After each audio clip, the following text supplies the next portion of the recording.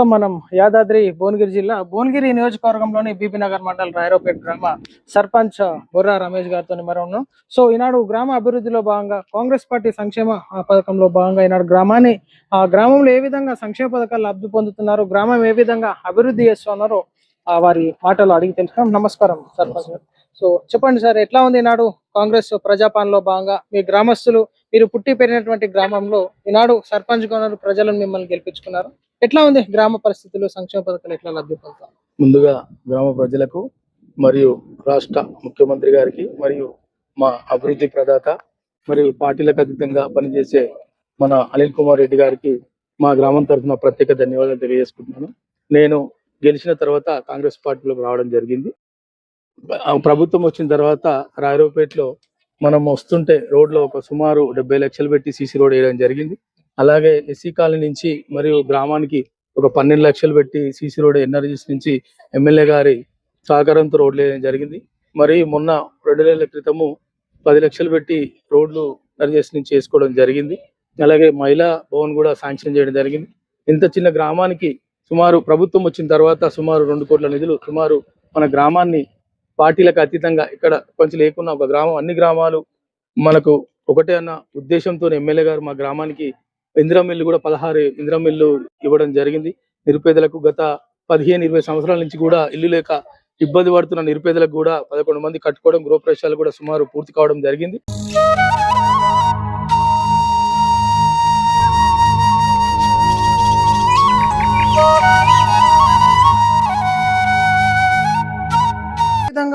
సంక్షేమ పథకాల్లో ఎట్లా లబ్ధి పొందినారు? గతంలో మీ ఇంటి పరిస్థితి ఎట్లా ఉండే? మీ పెంకుళిల్లు అప్పుడు ఎట్లా అనుభవించినారు? మీరు ఎట్లాంటి ప్రాబ్లమ్స్ ఫేస్ చేశారు? మస్తు కష్టపడ్డా. ఓకే, మస్తు కష్టం అంతా గురిసింది. ఒక పక్క కూలిపోయింది కూడా మాది వర్షాకాలంలో కూలిపోయినాకనే ఇక గవర్నమెంట్ నుంచి కాంగ్రెస్ నుంచి వచ్చింది. ఇప్పుడు మీకు ఇందిరా మిల్లు రావడం ఎట్లా అనిపిస్తుంది గత పరిస్థితులతో పోల్చుకుంటే? ఇప్పుడు మంచిగానే ఉంది. అప్పుడు బీఆర్ఎస్ లో డబుల్ బెడ్రూమ్లు ఇస్తున్నారు కదా, ఇస్తున్నారు, తీసుకురు పేపర్లు మళ్ళీ ఇవ్వలేదు. ఇప్పుడు ఎట్లా అనిపిస్తుందమ్మా ఇంత చక్కగా ఇల్లు కట్టుకున్నారు? ఇప్పుడైతే మంచి సంతోషంగా ఉన్నాం. ఉన్న కాడ గ్రామ సర్పంచ్ గారు ఎట్లా చేస్తున్నారు? గ్రామ డెవలప్మెంట్, సీసీ రోడ్స్ గానీ అన్ని మంచిగా చూస్తాడు ఆయన.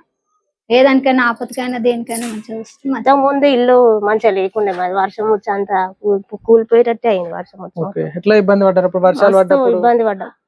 ఇప్పుడు జరా పర్వాలేదు. ఏమనుకుంటాను మరి? ఇప్పుడు గత ప్రభుత్వం డబుల్ బెడ్రూమ్లు ఇస్తున్నారు, ఇయ్యలేదు అంటే మీలాంటి పేదవారికి ఇప్పుడు కాంగ్రెస్ పార్టీ భరోసా ఇచ్చి ఇందిరా మిల్ శాంక్షన్ చేయడం జరుగుతుంది కదా, ఎట్లా ఉంది కాంగ్రెస్ పార్టీ?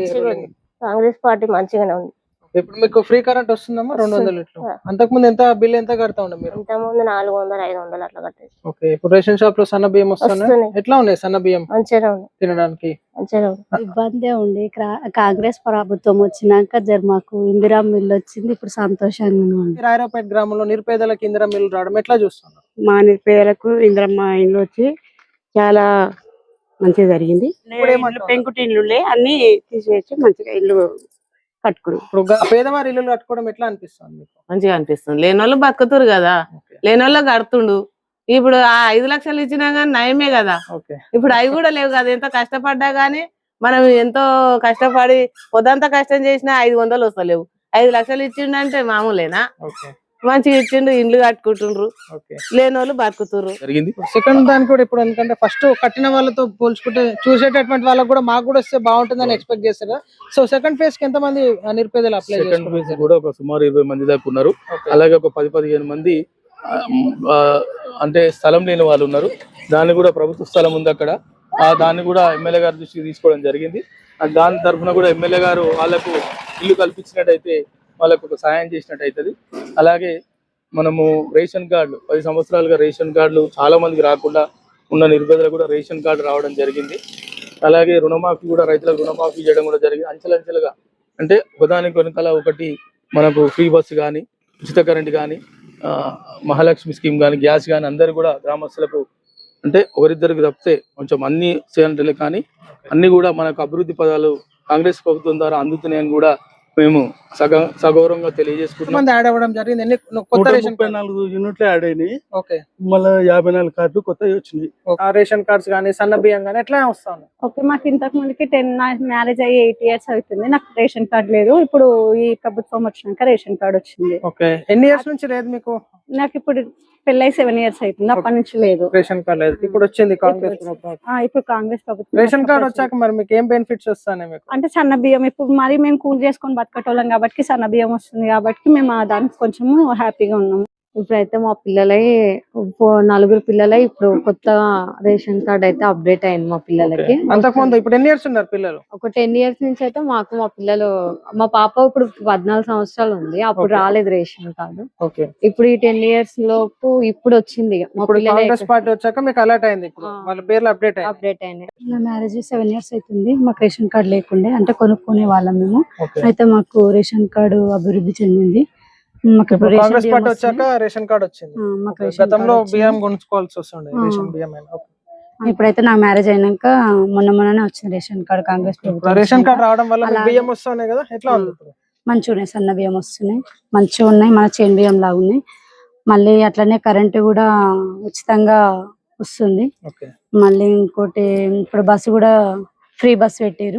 మీరు గ్రామ సభలు ఏర్పాటు చేసుకున్నప్పుడు ఇట్లా మీరు ఇష్యూస్ సార్ట్ అవుట్ చేయడం గానీ, వారి యొక్క ప్రజల యొక్క వాళ్ళకి ఏం కావాలని చెప్పి మీరు తెలుసుకోవడం, అధికారుల దృష్టికి చెప్పడం, ఇదంతా ఎట్లా జరుగుతుంది? మేము ప్రజాపాలనలో భాగంగా ప్రభుత్వం ద్వారా 2 నెలలు కాకుండా 15 రోజులకు ఒకసారి కూడా ప్రత్యేక గ్రామ సభ ప్రజాపాలన ప్రారంభమైన తర్వాత మేము పెట్టుకోవడం జరుగుతుంది. ఇక్కడ గ్రామ పెద్దలను, అధికారులను, గ్రామ పంచాయతీకి సంబంధించిన అధికారులు, ఎన్మెను, ఆశా వర్కరు, ఏవో గారు, అంగన్వాడీలు, లైన్ అందరూ కూడా ఇక్కడ పిలుచుకోవడం, గ్రామ సమస్యలు చర్చించుకోవడం, మళ్ళీ ఇంకో వారంలో మనతో విలేజ్ లో అయ్యే సమస్యలు ఇక్కడ తీసుకుంటాం. ప్రభుత్వ అధికారులతో కూడా మనం ఎమ్మెల్యే గారి సహకారంతో పూర్తి చేసుకోవడం జరుగుతుంది.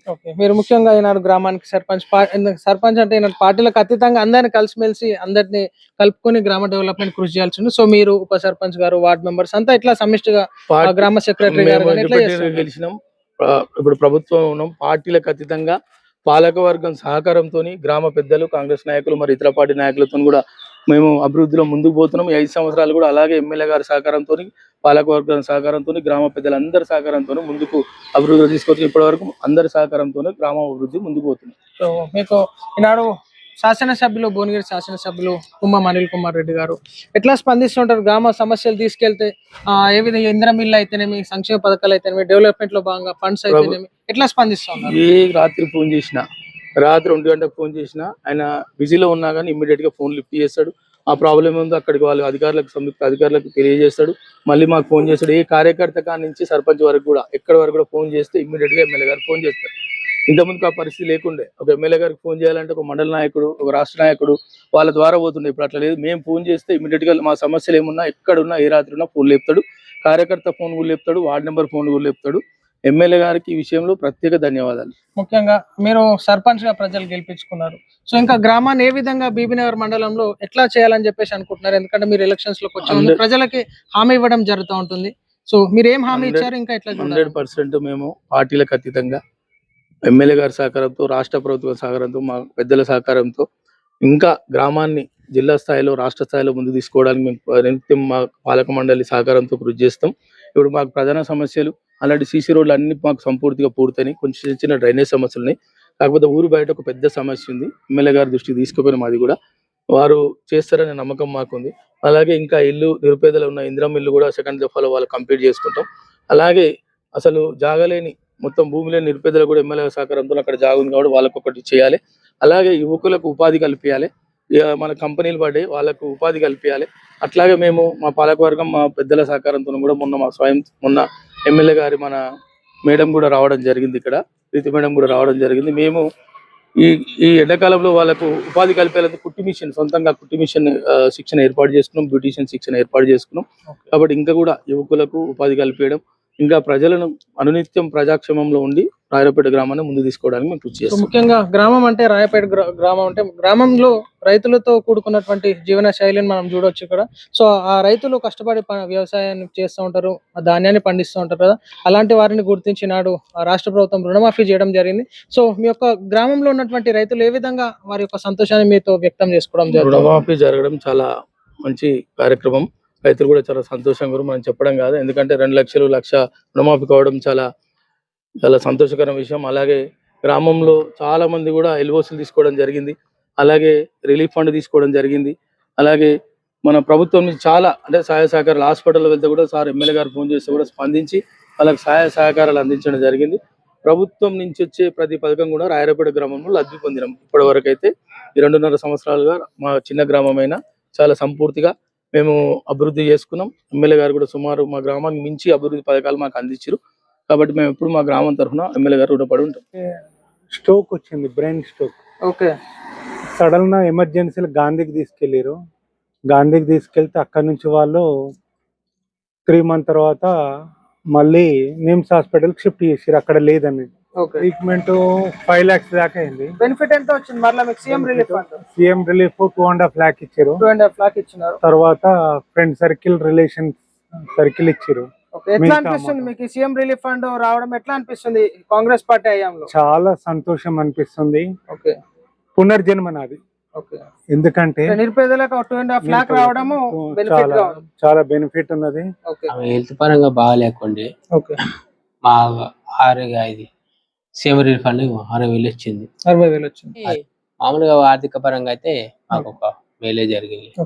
గత 10 సంవత్సరాలతో పోల్చుకుంటే ఇప్పుడు ఒక 2.5 years ఎట్లా డిఫరెన్స్ మీ గ్రామంలో ఎట్లా చేంజెస్ రావడం జరిగింది? అంటే ఇప్పుడు ఇంత ముందుకు ఫ్రీ బస్ లేకుండే, ఫ్రీ కరెంట్ లేకుండే, మహాలక్ష్మి స్కీమ్ లేకుండే, అంటే కొత్త స్కీముల ద్వారా ప్రజలు లబ్ధి పొందారు. అంటే ఇప్పుడు కరెంట్ బిల్లు కూడా మనం పని చేస్తున్నాం 200-300 కట్టుకోవాలంటే ఇబ్బందికరం.